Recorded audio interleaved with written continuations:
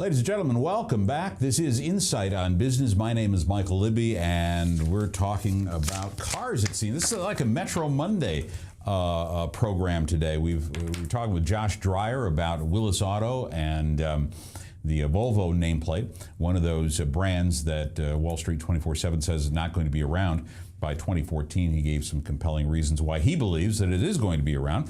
Now we're switching gears now and coming up on a story that I found was absolutely incredible. If you want to join us on Twitter, you can do that. It's at InsightADV. We monitor at InsightADV before, during, and after each broadcast. And by the way, if you can't catch us live, you'll catch us on the net because we post these pieces there following the show. Let me set this up for you.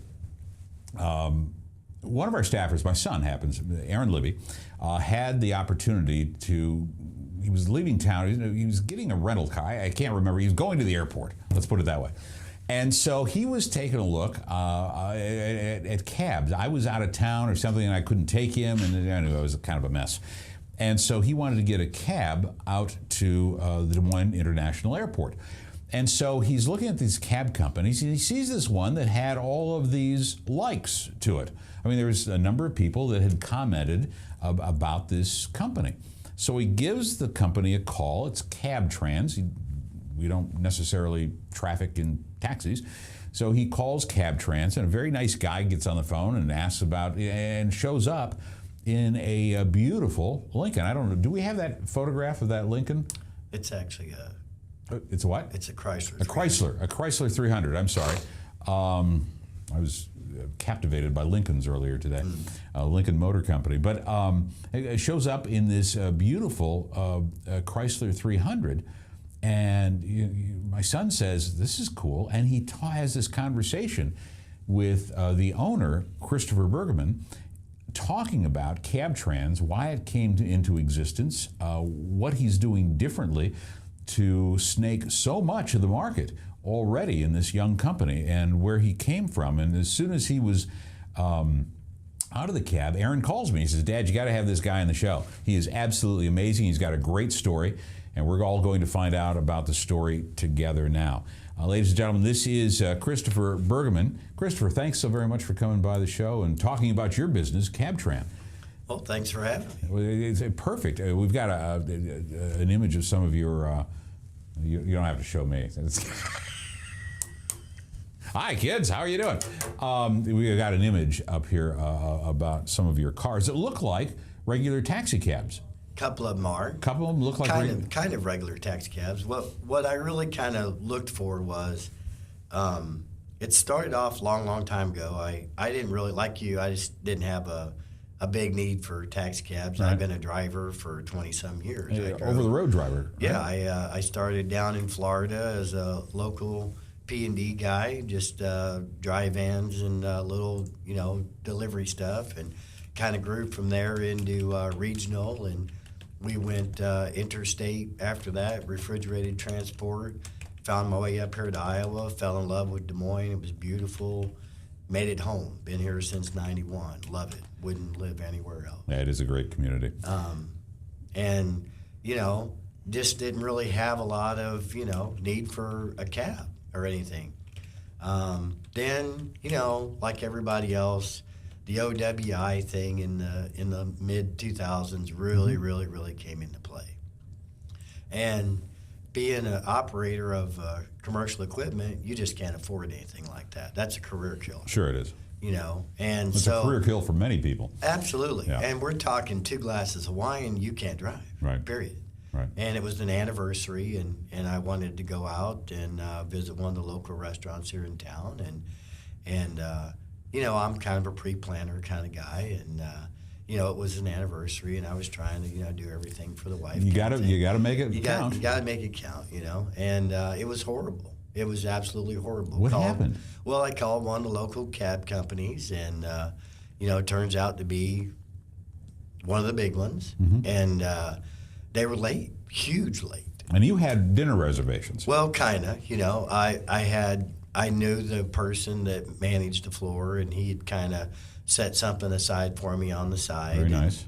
And we were tentatively supposed to be there at a certain time, and the cab just was like totally not there. I mean, it didn't arrive at your place. 45 minutes late. 45 minutes late. And what happened? When was he sorry about it? Did he explain? No, absolutely not. Man made me feel like, we owed him our business. I mean, just totally no remorse about it, no apology. Wasn't necessarily the nicest vehicle I'd ever been in, which, I called a cab, so I didn't know. I just had no knowledge. Sure. I was a little bit shocked by the whole thing. And, so I kind of delved a little bit farther into it, I had my trucking business. I had a brokerage boutique with out of my home that I partnered with a company out of Fawcett, Missouri with. And I just thought, this is just unreal. How can you be in business and not have to earn the customer's business? I've never experienced that since 1980. I had no idea. How do you be in business and you absolutely don't have to earn the customer's business? You'd be surprised. How's that possible? So I was just taken back, So that experience, you were late on this special night. So your wife was not happy. Everything. Bang. Had to wait for a table. Of course, it was a Friday night. 8 o'clock. Had to wait for a table. We waited in the bar. Naturally, we didn't get seated back in the corner. We got sat right in the walkway, front door. Everybody coming in and going out's bumping into. I'm not sure when she forgave me, but it was quite a while. It was one of them. And you had great intentions and then the cab company. Yep, and I just simply wanted to have a few glasses of wine with my wife, maybe take a walk downtown, and just have a good time. Yeah. So that experience propelled you Yep. into the cab business. I just kind of looked and said, this can't be true. So I made a different, it was a year later. We were married in Vegas. My wife and I flew to Vegas. And we were married in Vegas, and I wanted to take her back. And, long-term parking's expensive. And, we thought, well, I'm going to outsmart them. I'm going to try a different cab company and get I'm going to book an hour early. And I told my wife, worst case scenario, we'll have breakfast at the airport, whatever. Sure. I can't tell you if that cab ever showed up. I never got a voicemail. This is two experiences. This is two experiences. This is when I learned that the two cab companies were owned by the same people. And this is in Des Moines. The two cab companies in Des Moines are owned by the same people. By the same people. Okay. And I just couldn't believe, So I jumped in the car. We drove, we did our thing. And I came back and I did a little bit more research, and it was just, dumbfounded. Every major city in town in the country that I know of, just naming most of your big ones, they all have taxi cabs, sedan service, private car service, limousine service, etc. Pretty much there's a custom menu for anything you want, whatever you're willing to pay for. Des Moines didn't have that. There really wasn't anybody out there that I knew of that was just doing basically nice vehicles at, taxi cab or less prices if you're willing to book in advance. So I, started researching a little bit more into that, and that's how I learned a little bit more about, what's required by the city municipal codes and things of that nature. And I thought, you know what? I'm going to try it. So I went and I worked for one of the smaller companies that's licensed by Des Moines that kind of met opposition by the monopoly years ago. I think it was in 2008 or 2009. And he's got 8 cars, and I went to work for him. And everything was great up front, but it just didn't work out. I was allegedly going to be able to put a car on and didn't, and that's that and the other. And before I realized it, I'm at a position where there's no way I can partner with this person because I just can't believe anything I'm being told. So that relationship dissolved, and I kind of learned how the little guy did it on a small level. Uh-huh. He had a lot of great techniques and a lot of great concepts, but for whatever reason, in my opinion only, there were lots of room for improvement with his business, and I just wasn't going to get the opportunity to be a part of that. So you started CabTrans. No, not yet. Not yet.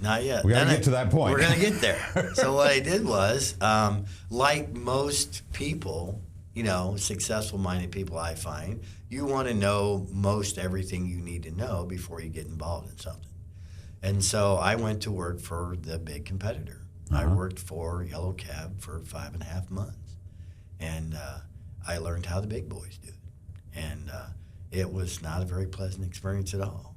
And I couldn't believe the way the organization treated both their customers and their drivers. I personally was reprimanded twice and can't really explain to you why. It was just incredible. So I thought, you know what? Enough's enough. So Enough's enough. You've worked for 2 cab companies. So I learned what the city requires, what's not required, what I can do, if anything, about it, because there is such an opposition about that, you know. And I still currently don't have pickup privileges in Des Moines. Now, let's talk about that for just a second. The city of Des Moines apparently regulates cabs, like most Absolutely. cities do. Right. Okay? And I've heard something about this several years ago. I think it was 2008 when there was a dust-up. A new cab company wanted to get some cars on the road, and there were some problems with the city council, et cetera. So tell us, what is the rule? How does this work? Well, I mean, you can find all the requirements, you know, on the municipal sure. code. They do require, and don't misunderstand me, they have a lot of great things in place.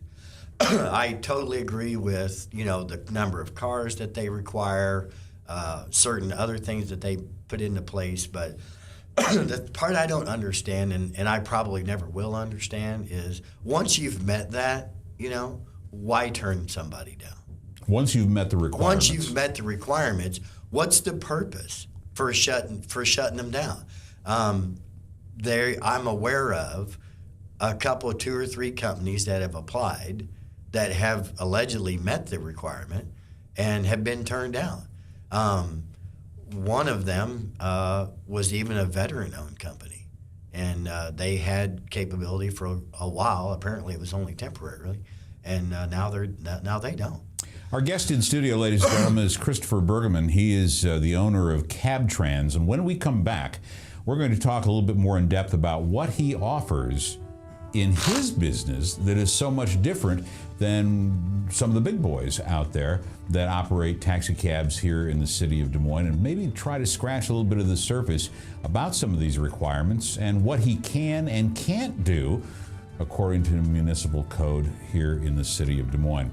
That's all next when we come back with Inside on Business. My name is Michael Libby. We'll be back with more right after this.